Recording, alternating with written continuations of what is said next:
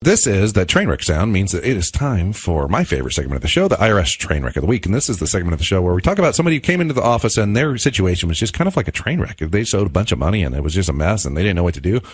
And we got down to business after they hired us, and we hopefully made it all better. In this case, the gentleman's really interesting guy. I really like him a lot. He's from Maine, and I don't know if you've ever met anybody from Maine, but they're really stoic. They're very emotionless. I think it must be the weather. It's just really harsh, and so they're never really happy. They're always kind of slightly unhappy. And the sun doesn't come out much there, and that's just kind of the deal. And this gentleman, we went through a bunch of trouble actually, where. At first, we thought this was a case where he wasn't going to owe a lot of tax, and then ultimately, we figured out the position that he wanted to take was not really valid, and so we filed the returns, and he ended up owing about $147,000.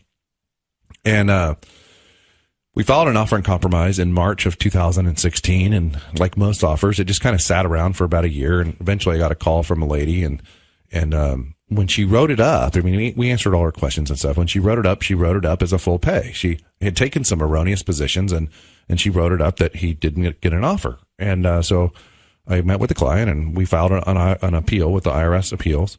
And I get this letter from appeals scheduling the conference, and the letter is really weird. It says pretty much, you lose, but if you want to talk to me on the phone, here's your date and time.